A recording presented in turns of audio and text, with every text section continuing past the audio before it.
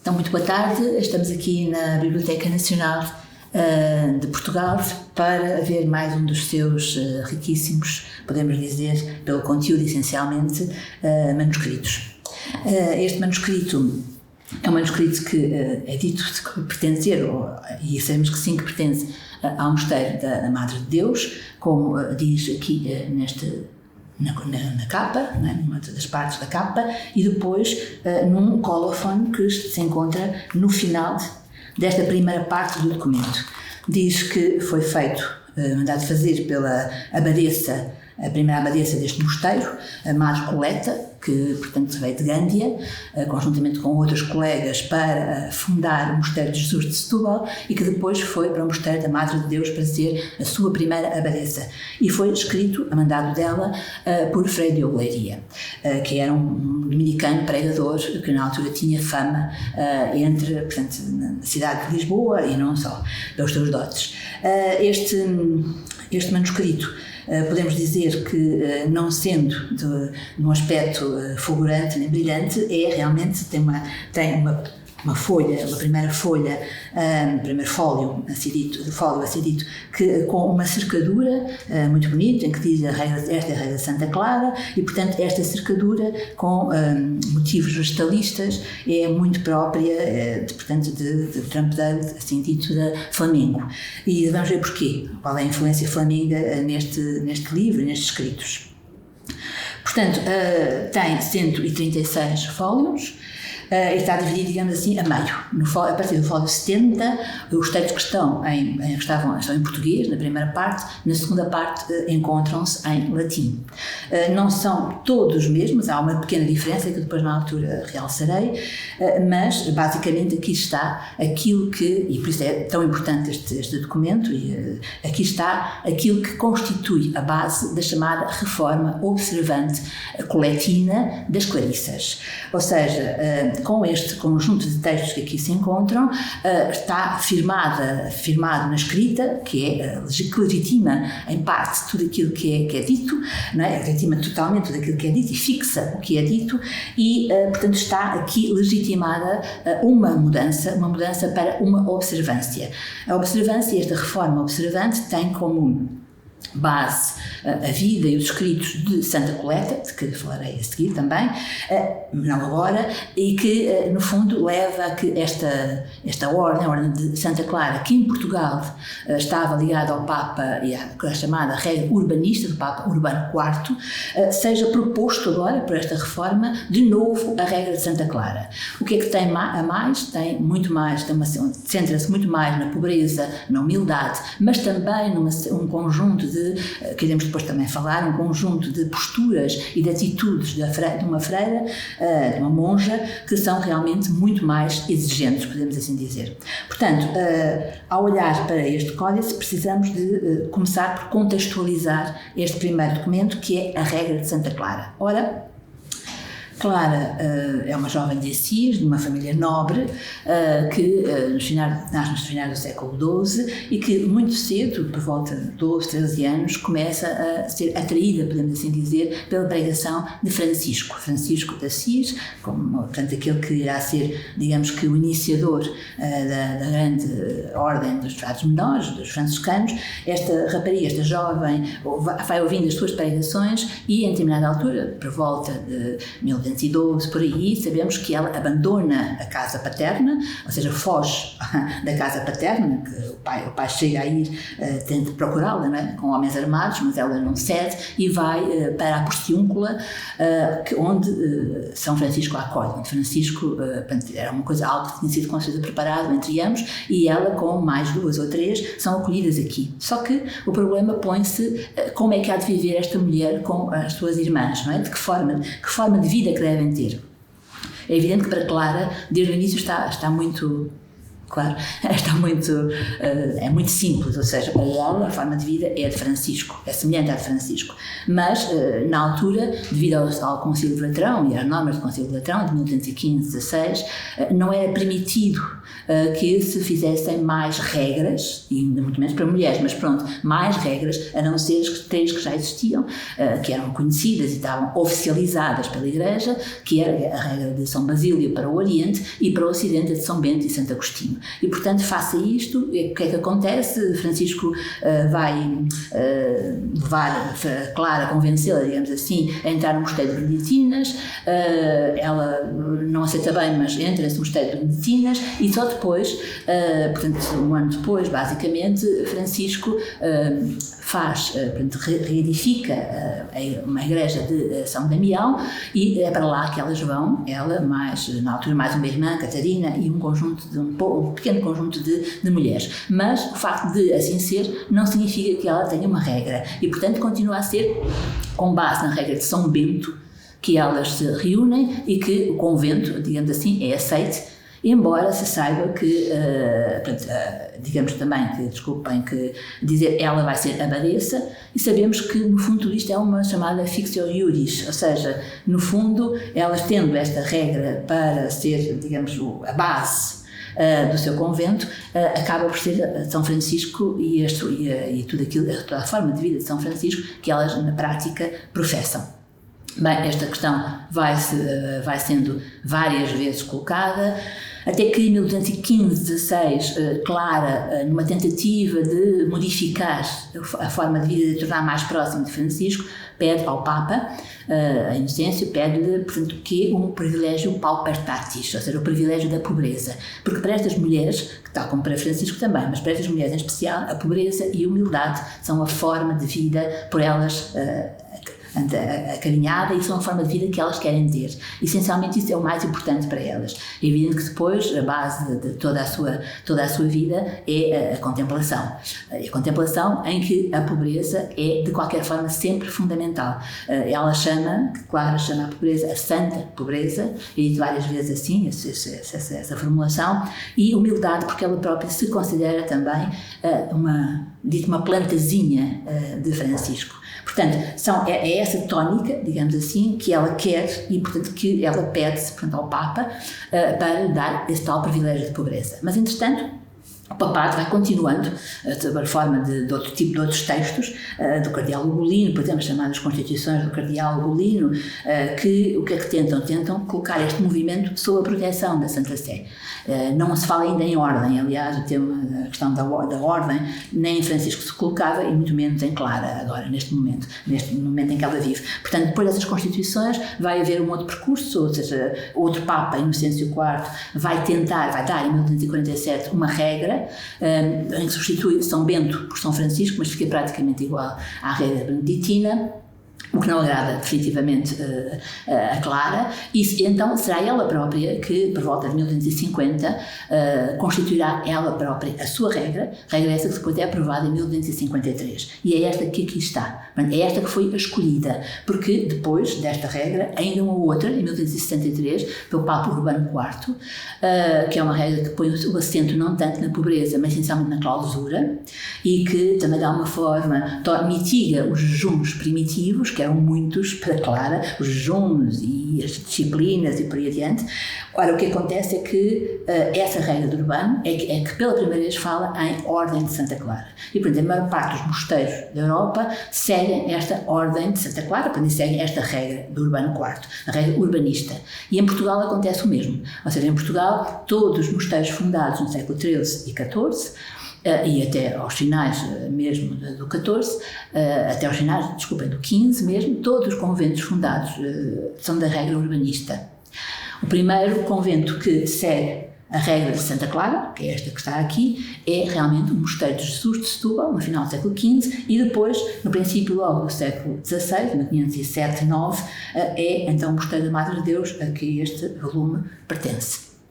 Portanto, isto é para mostrar que, quando se fala em regra de Santa Clara, é preciso ter atenção, porque geralmente as urbanistas também falavam em regra de Santa Clara, só que não era a da própria Santa Clara. E, portanto, todo o esforço que agora vai ser feito, vai ser, e este volume é realmente importantíssimo, porque denota esse objetivo claro, é pegar em tudo aquilo que é de Clara, ou que ela viveu em São Damião, para dizer isto é o retorno que nós queremos. Ou seja, a observância como retorno aos inícios é também, neste caso, compendiada, digamos assim, posta por escrito neste conjunto de textos. São estes textos que são os textos da Reforma Coletina. Isso é fundamental, porque dá a este primeiro escrito, digamos, dá-lhe uma força e uma importância muito grande. Seria muito lido em toda a parte, no refeitório, e não só, porque também no claustro, possivelmente. A sua forma pequena poderá induzir, embora não tenhamos a certeza, que talvez fosse usado em mais pequenos grupos e não em toda a comunidade, mas em toda a comunidade com certeza que seria. E, portanto, este repositório que aqui está é, então, uma escolha de documentos que saíram das várias regras e privilégios que se foram saindo no tempo de Clara e que ela aceitou como parte da sua vida em São Damião. Aqui está o privilégio da pobreza, o privilégio da pobreza de Inocêncio III, que depois Gregório IX vai confirmar, e aqui este tem uma característica que é o seguinte: está em português e está em latim. Isto porquê? Porque o privilégio de Inocêncio, o texto, o original não é conhecido e só aparece uma primeira cópia em Paris em 1521. Portanto, quer dizer que possivelmente o que aconteceu, o texto que Frei Diogo de Leiria seria o de latim, e possivelmente o que está em português terá sido uma tradução dele ou de outra pessoa, porque o que acontece aqui é que o texto também está em latim, o que é muito interessante, não é? Porque era na altura possivelmente aquele que circulava mais. O privilégio da pobreza é muito importante, ao contrário do que possamos imaginar. Clara, como vos disse, fez fincapé em tê-lo, do papado. Porquê? Porque nele ela fala de um assunto que é a pobreza. Nós, atualmente, temos uma visão de pobreza que não corresponde em nada, ou quase em nada, àquilo que se passava à época. Quando ela fala nesta pobreza, ela admite, portanto, que, aliás, não admite que haja propriedade nem pessoal, nem comunitária. A própria regra dela também afirma isso. Já a regra do Urbano IV permite ter propriedade comunitária. Ela aqui diz claramente que não, e além disso afirma alguma coisa que é muito importante: esta pobreza deve ser acompanhada pelo trabalho, ou seja, ela diz que, portanto, a pobreza, sendo a pobreza essencial, ela tem de ser adquirida, acima de tudo, pelo trabalho, e pelo trabalho, portanto, diário das freiras, das monjas, e, como sabemos, a mulher tem determinados trabalhos, como ligados à cozinha ou ligados ao vestuário e outros, que praticam muito nestes mosteiros de Clarissas, porque esse deve ser, para ela, o essencial dos seus rendimentos, deve vir do trabalho. Se necessário, então, não devem ter medo de pedir esmola, de mendigar, mas, ao contrário do que se diz, porque se diz ordens mendicantes, não é? Ela não é baseada, um pouco, não é, dos franciscanos, mas essencialmente a das mulheres é baseada essencialmente, portanto, no trabalho.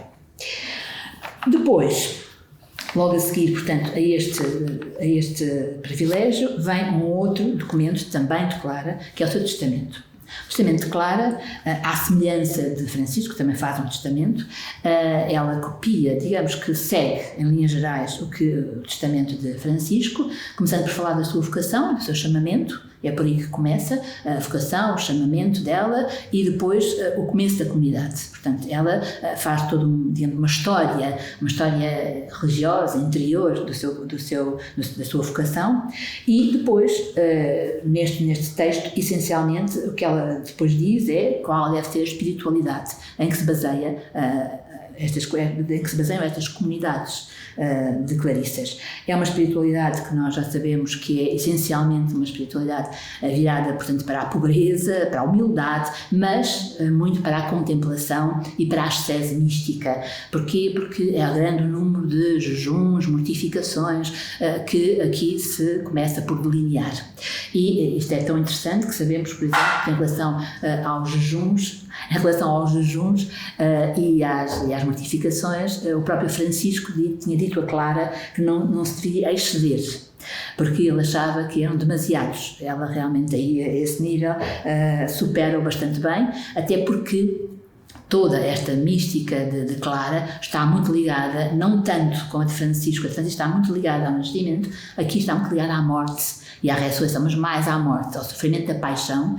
Aqui ela associa Maria, e aqui temos a componente, digamos, se nós quisermos, o traço feminino desta regra, o traço mais feminino desta regra. Porquê? Porque desta regra, e também do seu testamento também, é que, essencialmente, este sofrimento, esta paixão, é a de Maria associada a Cristo. É de Cristo primeiro, mas é também a de Maria a ela associada. Portanto, há um culto mariano que se desenvolve a partir deste testamento, como também da regra, mais no testamento. O testamento é um texto foi composto em 1247, é um texto anterior à regra, e há quem diga, ou diz-se, todos, até filólogos e outros dizem que teria sido possivelmente esta a primeira regra. Aliás, com Francisco também há uma discussão semelhante. Esta teria sido a primeira regra, mas que não, digamos que não cobria os aspectos particulares que depois a regra cobre, e depois do testamento ela faz ainda, portanto, esta regra. Depois, por último, temos, ainda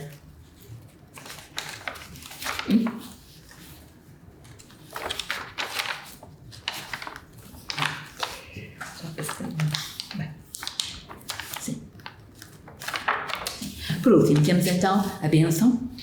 Esta bênção é uma bênção que é um texto também que se encontra na primeira carta que ela escreve a Inês da Prússia, e que depois a outros, a Ermentrude e assim por aí adiante, portanto, mas que se pensa que seria uma benção dada a todas as, já no final da vida, não é? Quase no final da vida, a todas as Clarissas. É um texto bastante curto e com alguma polémica a quem é que ele realmente se dirigia, mas atualmente pensa-se que seria para toda uma benção final, digamos assim, tal como Francisco também o fez.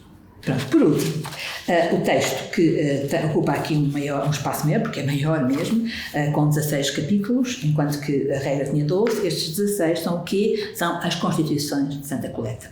Quem é Santa Coleta, ou Coleta? Coleta de Corbie é uma mulher que nasce nos meados finais de 1980, 81, em Besançon. Ela é uma pessoa que tem uma inquietação religiosa muito grande. Sabemos que ela passa pelo menos por 4 ou 5 situações religiosas, desde ser beguina, a ser beneditina, a estar no mosteiro de Clarissas, como serva, inclusivamente, e não como freira, e depois se empareda, pedindo ao Papa que tudo isto, esta fase da sua vida, possa ser colocada ao lado, à margem, esta sua inquietação possa ser transferida para quê? Para uma reforma dos mosteiros urbanistas da Flandres. E assim o faz, reforma cerca de 17, o que é realmente um número apreciável, né? E acaba então também por, com essa reforma, e nessa reforma, escrever esta mesma relação, estas suas constituições, com base na regra de Santa Clara, na primeira regra de Santa Clara, aqui um bocadinho mais desenvolvida. E porquê que está mais desenvolvida? Essencialmente está mais desenvolvida no que respeita a assuntos que Clara não tinha tratado na sua regra. Aqui está bem presente toda uma espiritualidade chamada devócia moderna, não é?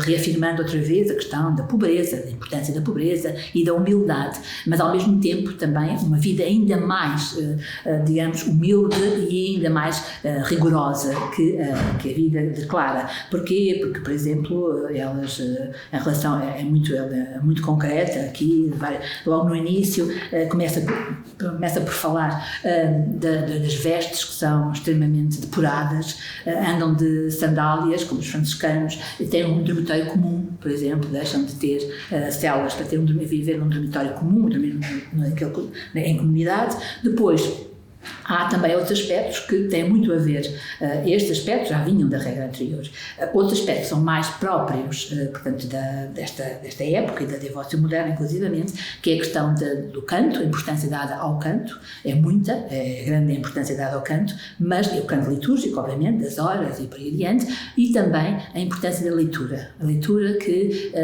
é fundamental para estas mulheres e que denota claramente que nestes mosteiros mosteiros, quem estaria seriam pessoas de algum estrato social. É evidente que há pessoas que não leem, que aqui é dito que não leem, não sabem ler, mas isto realmente, todo este percurso é feito para que haja no mosteiro uma boa biblioteca, como acontece, por exemplo, ainda hoje no Mosteiro da Madre de Deus, ligado à sua patrona, de que irei já falar em seguida. E depois, toda esta segunda parte é mesmo em latim. Bem, todo este pequeno códice que foi mandado fazer por Sor Coleta é fundamental para o quê? Para percebermos, por um lado, o espírito da reforma, mas também, uma coisa importante aqui, é quem é que realmente patrocina este volume e muitos outros. E sabemos que por detrás de todo este movimento de reforma está a figura da rainha, que é a Rainha Leonor, não é? Que é a mulher de Dom João II. Portanto, esta mulher é que manda fazer, no fundo, é ela que manda vir a Sra. Coleta, com mais duas outras que vêm de Jesus de Setúbal para a Madre de Deus, e depois a Madre de Deus torna-se o seu mosteiro, como ela diz, o seu mosteiro, e é a patrocinadora de tudo deste mosteiro. Aliás, Leonor é uma mulher conhecida como a primeira grande mecenas feminina portuguesa, podemos assim dizer, do Renascimento. Por outro lado, além deste livro, portanto, Leonor tem um papel fundamental na formação da tal biblioteca. Ela doa todos os seus livros, que são ainda bastantes, livros litúrgicos e outros livros de obras de Santo Agostinho, por exemplo, e dos padres da Igreja em geral, também livros ligados, portanto, a Cristina de Pizan, por exemplo, está representada na sua biblioteca, que ela deixa ao Mosteiro da Madre de Deus, e que é uma riqueza imensa, além de todas as suas joias e tudo o resto, mas isto digamos que estamos perante alguém que constrói no mosteiro aquela biblioteca, aquela sabedoria, não é? que era possível e que aquelas mulheres desejavam, não é? Porque, por exemplo, sabemos que há num ou dois desses livros há uma anotação dizendo que este livro é da Rainha Dona Leonor e ninguém pode mexer, ninguém o pode emprestar, ninguém o pode dar. Portanto, ou seja, há uma preocupação de manter ali viva a memória da Rainha, e este estaria lá, com certeza, não é? Este estaria lá, está agora aqui, mas ele pertence realmente à Madre de Deus.